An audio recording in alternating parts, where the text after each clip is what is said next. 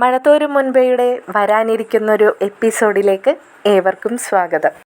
രോഹിത്തും സ്റ്റാൻലിയും എസ്റ്റേറ്റിൽ നിന്നൊക്കെ നടന്ന് തിരിച്ചു വരുമ്പോൾ രണ്ടുപേരുടെയും മുഖത്ത് വല്ലാത്തൊരു ദുഃഖം കാണുന്നുണ്ട് അലീന ഇത് കണ്ടപ്പോൾ തന്നെ രണ്ടുപേരോടുമായി ചോദിക്കുന്നുണ്ട്, എന്തു പറ്റി? ഇവിടുന്ന് പോയൊരു സന്തോഷമൊന്നും മുഖത്ത് രണ്ടുപേരുടെയും കാണുന്നില്ലല്ലോ എന്ന്. അലീന അത് ചോദിച്ചതോടെ രോഹിത്ത് തൻ്റെ മുഖത്തെ ഒരു നിരാശയും സങ്കടവുമൊക്കെ മറച്ചു വയ്ക്കാൻ ശ്രമിക്കുകയാണ്. അലീനയോടായി രോഹിത്ത് പറയുന്നുണ്ട്, ഒന്നുമില്ല ചേച്ചി, പഴയ കാര്യങ്ങൾ ഒരേന്നായിട്ട് ഇങ്ങനെ കേട്ടപ്പോൾ അതിലേക്ക് ചിന്ത പോയി, അതുകൊണ്ടാണ്, വേറെ പ്രശ്നങ്ങളൊന്നും തന്നെയില്ല എന്ന് രോഹിത്ത് പറഞ്ഞുകൊണ്ട് അലീനയെയും കൂട്ടി അകത്തേക്ക് പോവുകയാണ്. അലീന തിരിച്ച് സ്റ്റാൻലിയെ നോക്കുമ്പോൾ സ്റ്റാൻലിയുടെ മുഖത്തും അതേ വിഷമവും നിരാശയും അവൾക്ക് കാണാമായിരുന്നു. എങ്കിലും അവൾ അത് ആവശ്യപ്പെട്ടില്ല. എന്താണ് എന്ന് അറിയാനായിട്ട് അവൾ ശ്രമിച്ചില്ല. രോഹിത്തിനോടായിട്ട് കിച്ചണിൽ ചെന്നതിന് ശേഷം അലീന ചോദിക്കുന്നുണ്ട്, എന്തിനാ രോഹിത്തെ ആവശ്യമില്ലാത്ത കാര്യങ്ങളൊക്കെ അറിയാൻ ശ്രമിച്ചൂലേ നീ? അതിൻ്റെ ഒന്നും ആവശ്യമുണ്ടായിരുന്നില്ല. എന്തിനാ വെറുതെ? തൻ്റെ പപ്പയുടെ മുഖത്ത് നിന്നും അലീനയ്ക്ക് എല്ലാം മനസ്സിലായിരുന്നു. രോഹിത്ത് പഴയ കാര്യങ്ങളൊക്കെ കുത്തി ചോദിച്ചിട്ടുണ്ട് എന്നുള്ളത്. അതുകൊണ്ട് തന്നെ രോഹിത്ത് പറയുന്നുണ്ട്, ചേച്ചി ഞാനായിട്ടൊന്നും ആവശ്യപ്പെട്ടതല്ല. ഒരുപക്ഷെ എന്നിലുള്ള തെറ്റിദ്ധാരണകൾ മനസ്സിലാക്കിക്കൊണ്ട് തന്നെ അദ്ദേഹം അത് തിരുത്തണമെന്ന് സ്വയം ആവശ്യപ്പെട്ടതാവാം. അല്ലാതെ ഞാനായിട്ട് എന്ന് പറഞ്ഞുകൊണ്ട് അവനത് നിർത്തുകയാണ്. അപ്പോൾ അലീന പറയുന്നുണ്ട്, ഞാൻ നിന്നെ വിഷമിപ്പിക്കാൻ ചോദിച്ചതല്ല, സന്തോഷമായി കടന്നു പോകുന്നതിനിടയ്ക്ക് എന്തിനു വേണ്ടിയിട്ടായിരുന്നു എന്നറിയാനാണ്. അത് കഴിഞ്ഞ് രോഹിത്ത് അലീനയോട് പറയുന്നുണ്ട്, ചേച്ചി ഒരു സത്യം പറയാലോ, ഇദ്ദേഹത്തിന് പുറമേ കാണുന്ന ദേഷ്യം മാത്രമേ ഉള്ളൂ, അകത്ത് വളരെ സാധുവാണ്, ചേച്ചിയെ പോലെ തന്നെ എന്ന് അലീനയോട് പറയുമ്പോൾ അലീന ചോദിക്കുന്നുണ്ട്, അപ്പോൾ പുറമേ ഞാൻ കർക്കശക്കാരിയാണോ പപ്പയെ പോലെ? ഹേയ്, അങ്ങനെയല്ല പറഞ്ഞത്. അദ്ദേഹത്തിൻ്റെ മനസ്സിൽ ചേച്ചിയെപ്പോലെ വളരെ കുറ്റബോധവും വിഷമവും ഒക്കെ നിറഞ്ഞൊരു മനസ്സുണ്ടെന്ന് തോന്നി, അതുകൊണ്ട് പറഞ്ഞതാണെന്ന് രോഹിത്ത് പറയുന്നുണ്ട്. രോഹിത്തിനോടായിട്ട് അലീന ചോദിക്കുന്നുണ്ട്, നീ ഇന്നെന്തായാലും തിരിച്ചു പോകുന്നില്ലല്ലോ എന്ന്. രോഹിത്ത് അപ്പോൾ പറയുകയാണ്, ഇന്നെന്തായാലും ഞാൻ തിരിച്ചു പോകാൻ ഉദ്ദേശിച്ചിട്ടില്ല, പപ്പയും എന്നോട് പോകരുതെന്നാണ് ആവശ്യപ്പെട്ടത്. പപ്പയോ? എന്തേ? ഞാൻ അങ്ങനെ വിളിച്ചാൽ ബുദ്ധിമുട്ടുണ്ടോ? അവിടെ വന്ന് നിന്ന് എൻ്റെ അച്ഛനെ അങ്ങനെ തന്നെയല്ലേ വിളിച്ചിരുന്നത്.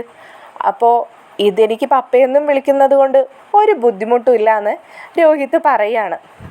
രണ്ടുപേരുടെയും സംസാരത്തിനിടയ്ക്കാണ് ഔതുകുട്ടിച്ചായൻ കിച്ചണിലേക്ക് കയറി വരുന്നത്. ഔതുകുട്ടിച്ചായൻ അവരോടായി ചോദിക്കുന്നുണ്ട്, എന്തെങ്കിലും സ്വകാര്യമാണോ സഹോദരനും സഹോദരിയും കൂടിയും പറയുന്നത്? എനിക്ക് കൂടി കേൾക്കാൻ പറ്റുന്നത് കൊണ്ട് എന്തെങ്കിലും കുഴപ്പമുണ്ടോയെന്ന്. അപ്പോൾ രോഹിത്ത് പറയുന്നുണ്ട്, കിച്ചണിൽ നിന്ന് ആരെങ്കിലും സ്വകാര്യം പറയുമോ ചാച്ചാ?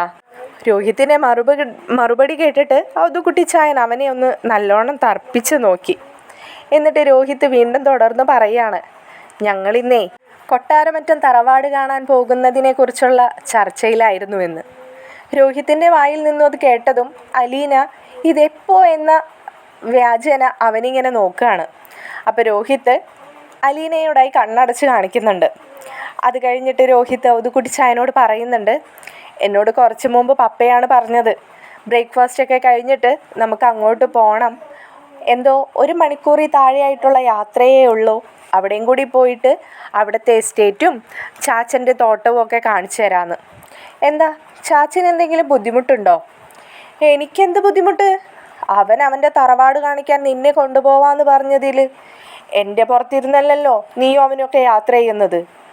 അത് കൊള്ളാം എന്ന് പറഞ്ഞുകൊണ്ട് ചാച്ചൻ കിച്ചണിൽ നിന്നും ഇറങ്ങാൻ നേരത്തെ രോഹിത്ത് ചോദിക്കുന്നുണ്ട്, ഞങ്ങൾ പോകുമ്പോൾ ചാച്ചനും കൂടി പോരുന്നുണ്ടോ?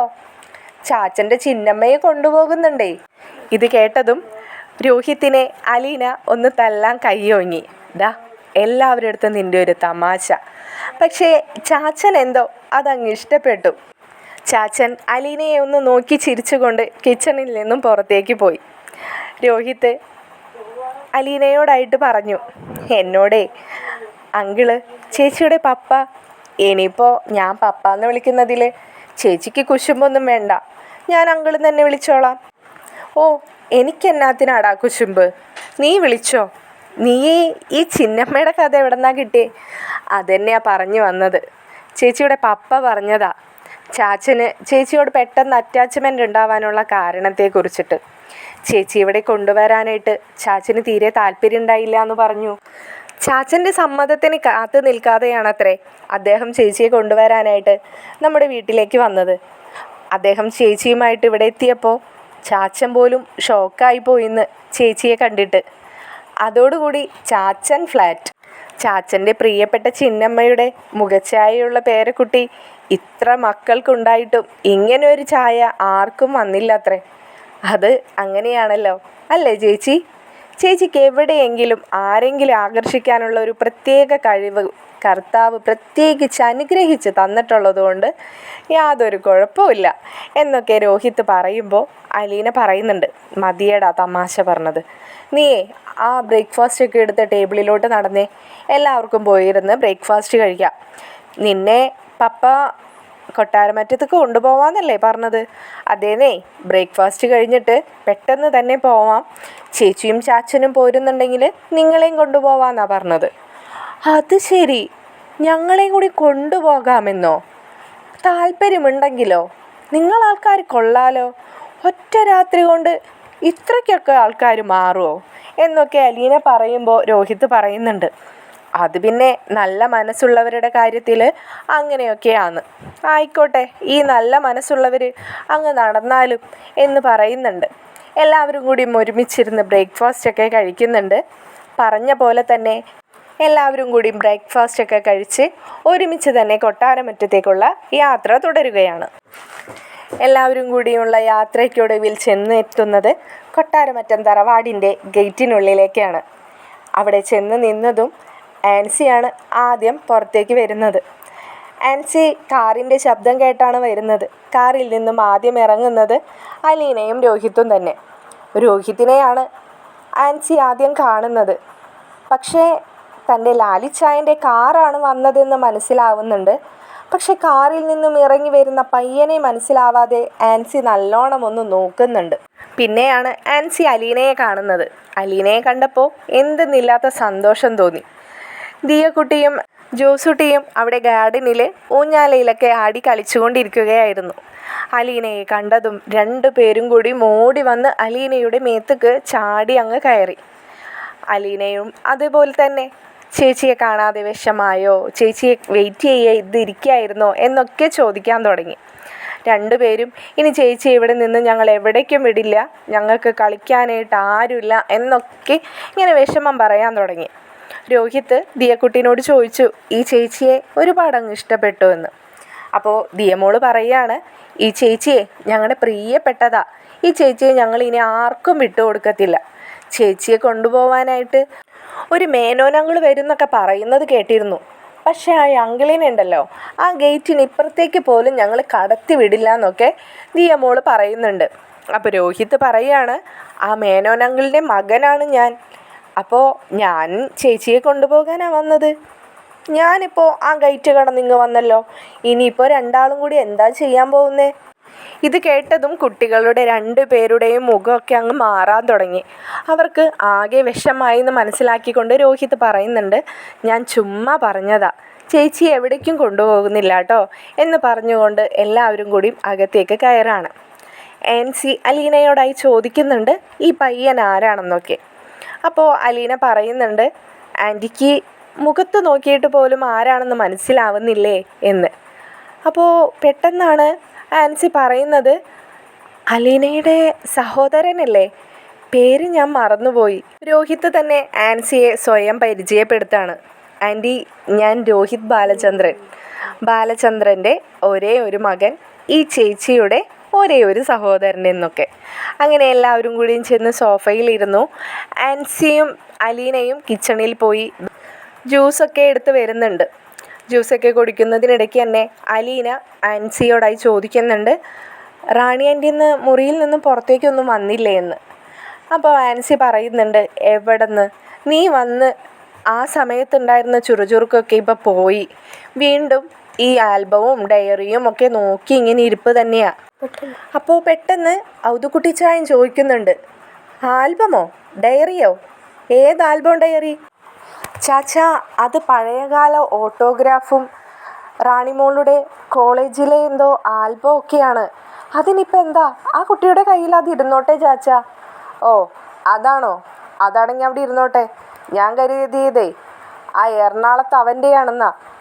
ആ വേണ്ട, അങ്ങനെ എന്തെങ്കിലും ആണെന്നുണ്ടെങ്കിലേ എന്നോട് നിങ്ങൾ പറഞ്ഞോളണം. എന്നോട് മറച്ചു വെച്ചിട്ട് അതിനൊന്നും കൂട്ടാരും നിൽക്കണ്ട കേട്ടോ. വളരെ ദേഷ്യപ്പെട്ടുകൊണ്ട് തന്നെ ചാച്ചൻ അത് പറയുകയാണ്. സംസാരിക്കുന്നതിനിടയ്ക്ക് തന്നെ അലീന രോഹിത്തിനെയും കൂട്ടിയിട്ട് റാണിയുടെ മുറിയിലേക്ക് പോവുകയാണ്. മുറിയുടെ ഡോറ് തുറന്ന് റാണി ആൻറ്റി എന്ന് വിളിച്ചപ്പോഴേക്കും ഷെറിന് ആകെ ഞെട്ടിത്തരിച്ച് പുറത്തേക്ക് നോക്കുമ്പോൾ അലീനയെയാണ് കാണുന്നത്. അലീനയെ കണ്ടതും ആ മുഖത്ത് ആകെ വല്ലാത്തൊരു സന്തോഷം തോന്നുകയാണ്. റാണി ഒറ്റ ശ്വാസത്തിൽ അലീനയെ വന്ന് കെട്ടിപ്പിടിച്ചിട്ട് ചോദിക്കുന്നുണ്ട്, നീ എന്നതാ കൊച്ചേ ഈ കാണിച്ചത്? എന്നെ വിട്ടിട്ട് പോകാൻ നിന്നോട് ആരാ പറഞ്ഞത്? എനിക്ക് ഒട്ടും ഒരു ഉഷാറുണ്ടായിരുന്നില്ല, ഭക്ഷണം കഴിക്കാൻ പോലും തോന്നുന്നുണ്ടായിരുന്നില്ല. നീ എന്നെ വിട്ട് പോകരുത് കേട്ടോ, എനിക്കെന്തോ ശ്വാസം കിട്ടിയ പോലെയാണ് നിന്നോട് സംസാരിക്കുമ്പോൾ എന്നൊക്കെ പറയുന്നുണ്ട്. റാണി ഇത്രയൊക്കെ സംസാരിച്ചതിന് ശേഷമാണ് രോഹിത്തിനെ കാണുന്നത്. രോഹിത്തിനോടായിട്ട് റാണി ചോദിക്കുന്നുണ്ട്, ഇതാരാ ഈ പയ്യനെന്ന്. അലീന ആൻസിയോട് ചോദിച്ച പോലെ തന്നെ റാണിയോടും ചോദിക്കുന്നുണ്ട്. ഈ പയ്യൻ്റെ മുഖത്ത് നോക്കിയിട്ട് ആൻറ്റി തന്നെ പറ, എൻ്റെ കൂടെ ഈ വന്നിരിക്കുന്നത് ആരായിരിക്കുമെന്ന്. റാണി ഒരല്പം നീങ്ങി നിന്നിട്ട് രണ്ടുപേരുടെയും മുഖത്തേക്ക് വല്ലാതെ നോക്കിക്കൊണ്ട് പറയുന്നുണ്ട്, ഇത് രോഹിത് അല്ലേ എന്ന്. രോഹിത്തിന് അത് കേട്ടതും വല്ലാത്ത സന്തോഷം തോന്നുകയാണ്. രോഹിത് അപ്പോൾ അലീനയോട് പറയുന്നുണ്ട്, എല്ലാവരെയെ കുറിച്ചിട്ടും നന്നായിട്ട് പറഞ്ഞു കൊടുത്തിട്ടുണ്ട് അല്ലേ. എൻ്റെ മുഖത്ത് നോക്കി എത്ര കൃത്യമായിട്ടാണ് റാണി ആൻറ്റി എന്നെ ഐഡൻറ്റിഫൈ ചെയ്തതെന്ന്. റാണി അപ്പോൾ രോഹിത്തിനോട് പറയുന്നുണ്ട്, ഒരുപാട് കാര്യങ്ങൾ അലീന പറഞ്ഞിട്ടുണ്ട്. ഒരു 2-3 ദിവസമൊക്കെ എൻ്റെ കൂടെ ഉണ്ടായുള്ളെങ്കിലും നിങ്ങളോടൊപ്പം ഉണ്ടായിരുന്ന ആ 6 മാസത്തെക്കുറിച്ച് ഒരുപാട് കാര്യങ്ങൾ പറഞ്ഞിട്ടുണ്ടെന്ന് പറഞ്ഞപ്പോൾ രോഹിത്തിൻ്റെ മുഖം പെട്ടെന്ന് വാടുകയാണ്. രോഹിത്ത് സംഭവിക്കാൻ പാടില്ലാത്തതായിട്ടുള്ള ഒരുപാട് കാര്യങ്ങൾ സംഭവിച്ചിട്ടുണ്ട്. അതൊന്നും ഒരിക്കലും ചേച്ചി പറയില്ലെന്നറിയാം, എങ്കിലും അത് അവൻ്റെ മനസ്സിലേക്ക് കടന്നു വരികയാണ്. റാണി എല്ലാം ഓർത്ത് വെച്ചുകൊണ്ട് തന്നെ രോഹിത്തിനോട് ചോദിക്കുന്നുണ്ട്, എന്തായി ബാംഗ്ലൂരിലത്തെ പുതിയ അഡ്മിഷൻ്റെ കാര്യമൊക്കെ റെഡിയായോ എന്ന്. അപ്പോൾ റാണിയെക്കുറിച്ചിട്ട് അലീന കാറിലിരുന്നിട്ട് രോഹിത്തിനോട് ഒരുപാട് കാര്യങ്ങൾ പറഞ്ഞിട്ടുണ്ടായിരുന്നു. രോഹിത്ത് പക്ഷേ അലീന പറഞ്ഞ പോലെ ഒന്നുമല്ലല്ലോ റാണി ആൻറ്റിക്ക് എല്ലാ കാര്യങ്ങളും നല്ല ഓർമ്മയുണ്ടല്ലോ എന്നൊക്കെ ചിന്തിച്ച് പോവുകയാണ്. അതുകൊണ്ട് തന്നെ രോഹിത്ത് റാണി ചോദിച്ചതിനുള്ള മറുപടി പറയാൻ പെട്ടെന്ന് മറന്നു പോവുകയും ചെയ്തു. അലീന പെട്ടെന്ന് രോഹിത്തിനെ തട്ടിക്കൊണ്ട് ചോദിക്കുന്നുണ്ട്, എടാ റാണി ആൻറ്റി നിന്നോട് ചോദിച്ചത് കേട്ടില്ലേ, എന്തായിന്ന് നിൻ്റെ പഠിപ്പിൻ്റെ കാര്യം എന്ന്. ഓക്കെ ആയിട്ടുണ്ട് ആൻറ്റി, എപ്പോഴാണ് അവിടെ നിന്ന് വിളിക്കാമെന്നറിയില്ല, അതിനു മുമ്പായിട്ട് ചേച്ചിയെ കണ്ടു പോകാമെന്ന് വിചാരിച്ച് വന്നതാണെന്നൊക്കെ പറയുന്നുണ്ട്. പെട്ടെന്നാണ് റാണി ഇരുന്നിരുന്ന കട്ടിലിലെ കിടക്കക്കടിയിലായിട്ട് ഒരു ആൽബം അലീനയുടെ കണ്ണിൽ പെടുന്നത്. അലീന പെട്ടെന്ന് തന്നെ ചെന്ന് അത് വലിക്കാൻ ശ്രമിക്കുമ്പോൾ ആ കൈകളിൽ കയറി പിടിക്കുകയാണ് ഷെറിൻ. എന്നിട്ട് അലീനയോട് പറയുന്നുണ്ട്, വേണ്ട അതാരും തൊടുന്നത് എനിക്കിഷ്ടമല്ല എന്ന്. അപ്പോൾ അലീന ഇങ്ങനെ ഗൗരവത്തോടും വിഷമത്തോടും കൂടി ഇങ്ങനെ ചോദിക്കുന്നുണ്ട്, അതെന്താ, ഞാൻ പോലും തൊടുന്നത് ഇഷ്ടമല്ലേ എന്ന്. അപ്പോൾ റാണിയുടെ മുഖം പെട്ടെന്ന് മാറി. എന്നിട്ട് വേഗം ചെന്ന് റാണിയുടെ മുറിയുടെ ഡോർ ക്ലോസ് ചെയ്ത് തിരിച്ച് വന്നിട്ട് ആ ഡയറി എടുത്ത് അലീനയുടെ കൈകളിലേക്ക് കൊടുക്കുന്നുണ്ട്. അലീന ആ ഡയറി തുറന്ന് നോക്കുന്നതിന് മുമ്പായിട്ട് തന്നെ റാണിയോട് ചോദിക്കുകയാണ്, അതെന്താ പെട്ടെന്ന് പോയി ഡോർ അങ്ങ് ക്ലോസ് ചെയ്തതെന്ന്. അപ്പോൾ റാണി പറയുന്നുണ്ട്, ചാച്ചനൊക്കെ ഈ ആൽബം കണ്ടു കഴിഞ്ഞാൽ നശിപ്പിക്കാൻ കൊണ്ടുപോകും. ഞാനിത് എൻ്റെ ഹൃദയത്തിൻ്റെ ഉള്ളിൽ ഒളിപ്പിച്ച് വെച്ച് നടക്കുന്നതാ. അവരൊക്കെ ഒരുപാട് നാൾ അന്വേഷിച്ച് നടന്നിട്ടുണ്ടിത്. പക്ഷേ ആൻസി ചേച്ചിക്ക് അറിയാം കേട്ടോ, ആൻസി ചേച്ചി മാത്രം അതിനവർക്കൊപ്പം സപ്പോർട്ട് ചെയ്യുന്നില്ല. ഞാനിത് നോക്കിയിരിക്കുന്നത് കാണുമ്പോൾ ആൻസി ചേച്ചിക്ക് വലിയ സന്തോഷമാവാറുണ്ടെന്നാണ് പറയാറ്.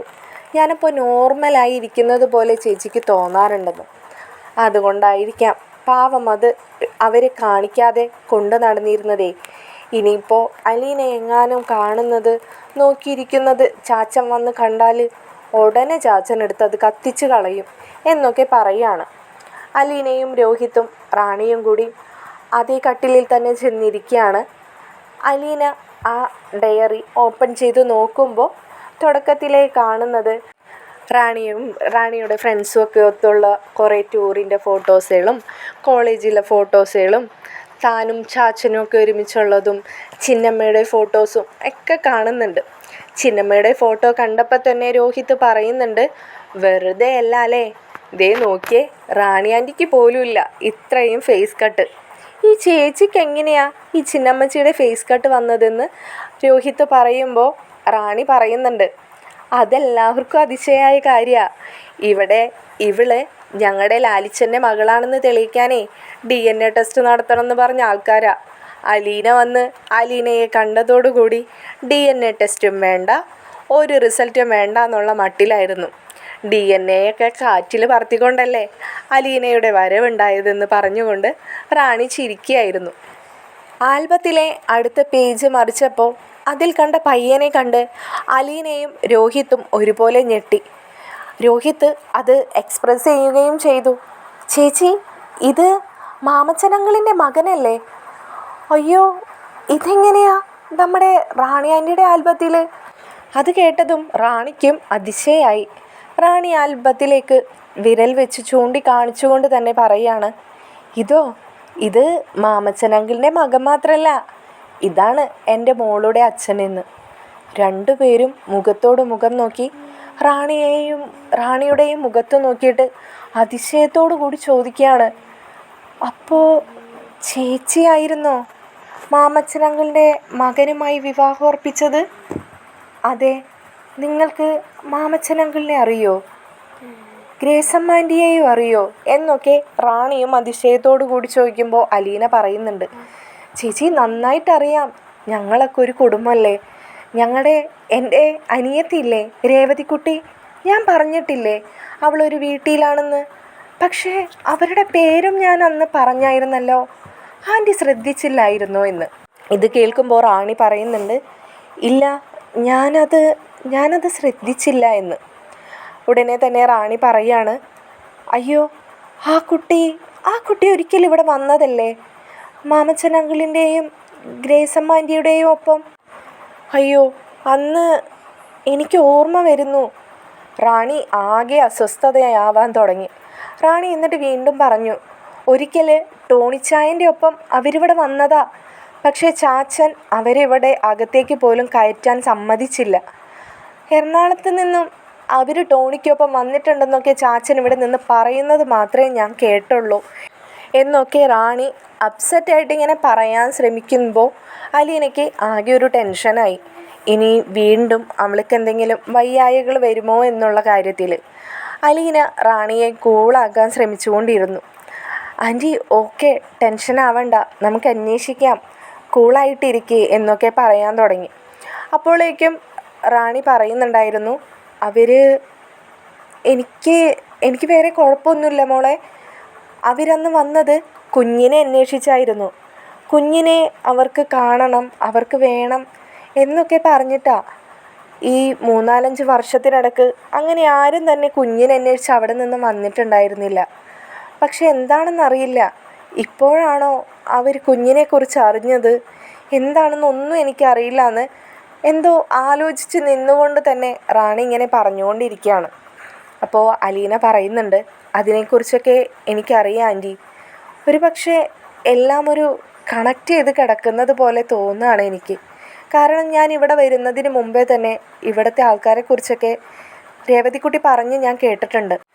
അവിടുത്തെ ജെറിച്ചായൻ്റെ ആക്സിഡൻറ്റിലുണ്ടായ മരണവും പിന്നെ ചേച്ചിയെ പിന്നെ അവരാരും കണ്ടിട്ടില്ലെന്നും ചേച്ചിയെ വിവാഹം കഴിച്ച് അയച്ചതായിട്ടും ഇവിടെ 3 സഹോദരന്മാർക്ക് ആകെ ഉണ്ടായ ഒരു സഹോദരിയാണ് ചേച്ചിയെന്നൊക്കെ പിന്നെ രേവതിക്കുട്ടി പറഞ്ഞതും എനിക്ക് ഓർമ്മയുണ്ട്. ഒരിക്കൽ അവർ ചേച്ചി അന്വേഷിച്ച് ഇവിടെ എത്തിയപ്പോൾ ചേച്ചി വളരെ മെൻ്റലി ഡൗൺ ആയിട്ടാണ് അവർ കണ്ടതെന്നൊക്കെ. പിന്നെ എനിക്കെന്തുകൊണ്ടാണെന്ന് അറിയില്ല, റാണി ആൻറ്റിയല്ലേ ഇവിടെ എല്ലാവർക്കും. എന്നോട് അവൾ പറഞ്ഞതൊക്കെ ഷെറിൻ ചേച്ചി എന്നായിരുന്നു. അതുകൊണ്ടായിരിക്കാം രണ്ടും തമ്മിൽ എനിക്ക് കണക്റ്റ് ആവാതെ പോയത്. ഇപ്പോൾ ആൻറ്റിക്ക് സമാധാനമായില്ലേ? ഞാൻ പറഞ്ഞതല്ലേ ആൻറ്റിയുടെ അടുത്ത്, ആൻറ്റിയുടെ കുഞ്ഞിനെ കണ്ടുപിടിക്കാൻ ഞാൻ സഹായിക്കാമെന്ന്. ഇതൊക്കെ അതിൻ്റെ ഒരു ഭാഗമായിരിക്കും ആൻറ്റി. പിന്നെ ആൻറ്റി ചോദിച്ചില്ലേ, അവർ ആദ്യമൊന്നും കുഞ്ഞിനെക്കുറിച്ച് അന്വേഷിച്ച് ഇവിടെ വന്നിട്ടില്ല എന്നൊക്കെ. അവരോട് ഇവിടെ നിന്നും ഇവിടേക്ക് വരരുതെന്നൊക്കെ ആരൊക്കെയോ വിളിച്ച് പറഞ്ഞിട്ടുണ്ടായിരുന്നു. ചേച്ചിയുടെ വിവാഹത്തിന് പോലും അവിടെ ആരും അറിയിച്ചിരുന്നില്ല. പിന്നെ അവിടുത്തെ അവസ്ഥ അറിയാലോ. മകള് ഇറ്റലിയിൽ സിസ്റ്ററായിട്ട് വർക്ക് ചെയ്യുകയാണ്. പിന്നെയുള്ളത് ചെറിച്ചായനായിരുന്നല്ലോ. ഇച്ചായൻ്റെ മരണത്തോടു കൂടി മാമച്ചനങ്ങളും ഗ്രേസമ്മാൻ്റെയും ഒക്കെ ആകെ തളർന്നൊരവസ്ഥയിലായിരുന്നു. അങ്ങനെയാണ് അവരൊരു മകളെ അഡോപ്റ്റ് ചെയ്യണം. അത് ചെറിയ കുട്ടിയായാൽ ആ കുഞ്ഞിനെ നോക്കി അവർക്ക് നടക്കേണ്ടി വരും. അവരാണെങ്കിൽ പ്രായമായവരുമല്ലേ. ഇതാകുമ്പോൾ അവർക്കൊരു കൂട്ടുമായി, അവരുടെ കാര്യങ്ങളൊക്കെ നോക്കാൻ അവർക്കൊരു മകളുമായി. അങ്ങനെയാണ് രേവതിക്കുട്ടിയെ അവിടെ വന്നിട്ട് അഡോപ്റ്റ് ചെയ്ത് അവർ കൊണ്ടുപോരുന്നത്. അങ്ങനെയാണ് ഞാനും അവരും തമ്മിലൊക്കെ ഉള്ള ബന്ധം. പിന്നെ ചേച്ചി പറഞ്ഞ പോലെ തന്നെ അവർ അറിഞ്ഞത് ഈയിടയ്ക്ക് തന്നെയാണ് കേട്ടോ. കാരണം രേവതിക്കുട്ടി വന്നതിന് ശേഷം ചെറിച്ചായൻ്റെ റൂമൊക്കെ അവൾ ക്ലീൻ ആക്കുന്നതിനിടയിൽ അവിടെ നിന്നും കിട്ടിയതാണ് ഒരു മൊബൈൽ ഫോൺ. ആ മൊബൈൽ ഫോൺ അവൾ ശരിയാക്കാനൊക്കെ കൊടുത്തു. അങ്ങനെ അത് ശരിയാക്കി കിട്ടിയതിന് ശേഷം നിങ്ങൾ തമ്മിലുള്ള ചാറ്റിൽ നിന്നാണ് ചേച്ചി പ്രഗ്നൻ്റ് ആണെന്നും അതുകൊണ്ടാണ് 2 വർഷത്തേക്ക് നീട്ടിവെച്ച വിവാഹം പെട്ടെന്ന് തന്നെ നടത്തണമെന്ന് പറഞ്ഞ് നിങ്ങൾ രണ്ടുപേരും വാശി പിടിച്ചതൊക്കെയെന്ന് അവർ പഴയ കാര്യങ്ങളൊക്കെ ഓർത്തെടുത്ത് രേവതിക്കുട്ടിയോട് പറഞ്ഞത്. ഇതൊക്കെ കേട്ട് ഷോക്കായിട്ട് ഇരിക്കുകയായിരുന്നു കേട്ടോ റാണി മോള്. രോഹിത് അപ്പോൾ അലീനയോട് പറയുന്നുണ്ട്, രേവതിക്കുട്ടി ഈ കഥകളൊക്കെ അന്ന് നമ്മൾ ചെന്നപ്പോൾ എന്നോടും പറഞ്ഞതാണ് ചേച്ചി. അങ്ങനെയാണ് റിജിച്ചായൻ്റെ ഫോട്ടോ ഒക്കെ ഞാൻ കണ്ടത്. ഈ ചായൻ്റെ റൂമിലൊക്കെ അവൾ കയറി. പക്ഷേ നമ്മളാരും സ്വപ്നത്തിൽ പോലും വിചാരിക്കാത്തൊരു കണക്ഷനായിരുന്നു അല്ലേ ഇവിടെ ഇങ്ങനെ വന്ന് പെട്ടത് എന്നൊക്കെ രോഹിത്തും അലീനയും തമ്മിൽ സംസാരിക്കുകയാണ്. റാണി മോള് എല്ലാം ഒരു സ്വപ്നത്തിൽ എന്ന പോലെ കേട്ടിരുന്നിട്ട് അലീനയോട് ചോദിക്കുന്നുണ്ട്, അപ്പോൾ ഇനി എൻ്റെ കുഞ്ഞിനെയും എനിക്ക് തിരിച്ച് കിട്ടും അല്ലേ അലീന? കിട്ടും ആൻറ്റി, എന്തായാലും കിട്ടും. ആ ടോണിച്ചേട്ടനെ ആൻറ്റി വിഷമിപ്പിക്കരുത്. ആൻറ്റിയെ ഒരുപാട് സ്നേഹിക്കുന്നുണ്ട്. നല്ലൊരു മനസ്സിന് ഉടമയാണ്. കാരണം അവരെല്ലാവരും അന്ന് എറണാകുളത്ത് നിന്നും ടോണിച്ചായനെ കാണാനായിട്ട് ചെല്ലുകയും നിങ്ങളുടെ ജീവിതത്തിൽ എന്തൊക്കെയാണ് സംഭവിച്ചതെന്ന് ടോണിച്ചായനിൽ നിന്നാണ് അവരറിഞ്ഞത്. അദ്ദേഹത്തിനെയും എല്ലാവരും പറ്റിക്കുകയായിരുന്നില്ലേ, ഞങ്ങളുടെ അച്ഛനെ പറ്റിച്ച പോലെയെന്ന് അലീന പെട്ടെന്ന് ഇങ്ങനെ പറയുകയാണ്. റാണി അപ്പോൾ വളരെ ഇമോഷണലായിട്ട് അവരോട് പറയുകയാണ്, ടോണിയെ മാത്രമല്ല എന്നെയും എല്ലാവരും പറ്റിച്ചതാ. എൻ്റെ കുഞ്ഞിനെ അവർ പൊന്നു പോലെ നോക്കിക്കോളാം, എനിക്കൊരു ജീവിതമുണ്ടായി കാണണമെന്നൊക്കെ പറഞ്ഞിട്ട്. പക്ഷേ എന്നെ വിവാഹം കഴിച്ച് അവർ ഖത്തറിൽ കയക്കുകയും അതിനോടൊപ്പം തന്നെ അവർ എൻ്റെ കുഞ്ഞിനെ ഒരു അനാഥാലയത്തിൽ ഉപേക്ഷിക്കുകയാണ് ചെയ്തത്. എന്നിട്ടിപ്പോൾ ചോദിക്കുമ്പോൾ പറയുന്നത് അലീന കേട്ടതല്ലേ, അവർക്കാർക്കും അറിയില്ലെന്ന്. അവർ ആ കുഞ്ഞിനെക്കുറിച്ച് ഒന്ന് അന്വേഷിക്കുക പോലും ചെയ്തിട്ടില്ല. അവരോട് എത്ര വട്ടം ഞാൻ പറഞ്ഞതാണെന്നറിയാമോ, എൻ്റെ കുഞ്ഞിനെയും നോക്കി ഞാൻ ജീവിച്ചോളാമെന്ന്. എനിക്ക് അങ്ങനെ ഒരു വിവാഹം വേണ്ടെന്ന്. ഞാൻ പ്രസവിച്ചിട്ട് ഉപേക്ഷിച്ച പോലെ ആയിപ്പോയി. പക്ഷേ എനിക്ക് അന്ന് എന്തുകൊണ്ടോ എനിക്ക് എൻ്റേതായ ഒരു തീരുമാനം എടുക്കാനുള്ളൊരു ശക്തിയോ ഒരു ധൈര്യമോ ഉണ്ടായിരുന്നുവെങ്കിൽ ഒരിക്കലും ടോണിയെപ്പോലെ ഒരു മനുഷ്യനെ ഞാൻ പറ്റിക്കില്ലായിരുന്നു, ചതിക്കില്ലായിരുന്നു. പക്ഷെ ഞാൻ മനസ്സറിഞ്ഞ് തന്നെയാണ് അലീന ടോണിയെ സ്നേഹിച്ചത്. പക്ഷേ എന്തുകൊണ്ടോ ഇവിടെ വിളിച്ച് കുഞ്ഞിനെക്കുറിച്ച് ഓരോ വട്ടം ചോദിക്കുമ്പോഴും ഇവരെന്നെ പറ്റിക്കുകയാണെന്നുള്ള ചിന്ത എന്നിൽ വരാനും അത് മാനസികമായിട്ടും തളർത്താനും തുടങ്ങിയപ്പോൾ പെട്ടെന്ന് നിയന്ത്രണം വിട്ടുപോയൊരവസ്ഥയിലാണ് എല്ലാം അങ്ങനെയൊക്കെ സംഭവിച്ചത്. ഇപ്പോഴും കണ്ടില്ലേ, അവർക്ക് അവരുടെ വാശി മാത്രമാണ് വലുത്. അല്ലെങ്കിൽ ഇവിടെയുള്ളവർക്ക് സാധിക്കാഞ്ഞിട്ടാണോ എൻ്റെ കുഞ്ഞിനെ കണ്ടെത്തി എനിക്കും എൻ്റെ കുഞ്ഞിനും ഒരു ജീവിതമുണ്ടാക്കി തരാനായിട്ട്? അലീന അവിടെ വെച്ച് റാണിക്ക് വാക്ക് കൊടുക്കുകയാണ്. അധികം വൈകാതെ തന്നെ ഇതിനൊക്കെ പ്രതിവിധി നമ്മൾ കാണും. ആൻറ്റിയെയും ടോണിച്ചേട്ടനെയും എറണാകുളത്തുള്ള എൻ്റെ രേവതിക്കുട്ടിയുടെ കുടുംബത്തെയും ഒന്നും വിഷമിപ്പിക്കാതെ തന്നെ നല്ലൊരവസാനം ഇതിന് ഈ അലീന ഉണ്ടാക്കിത്തരും. ഇത് എൻ്റെ ആൻറ്റിക്ക് ഈ അലീന തരുന്ന വാക്കാണ്. അലീന അത് പറഞ്ഞ് നിർത്തിയപ്പോഴേക്കും റാണി അവളെ വട്ടം കെട്ടിപ്പിടിച്ച് കരയാൻ തുടങ്ങി. ഇത് കണ്ടു നിന്ന രോഹിത്തിനും സങ്കടം സഹിക്കാൻ കഴിഞ്ഞില്ല. തുടർന്നുള്ള എപ്പിസോഡുമായി മറ്റൊരു വീഡിയോയിലൂടെ കാണുന്നതായിരിക്കും. നിങ്ങൾക്ക് ഈ ചാനലും വീഡിയോസും ഇഷ്ടപ്പെടുന്നുണ്ടെങ്കിൽ ചാനൽ ലൈക്ക് ചെയ്യാനും സബ്സ്ക്രൈബ് ചെയ്യാനും സപ്പോർട്ട് ചെയ്ത് ഹൈപ്പ് ചെയ്യാനും മറക്കരുതേ. ശുഭരാത്രി കൂട്ടുകാരെ.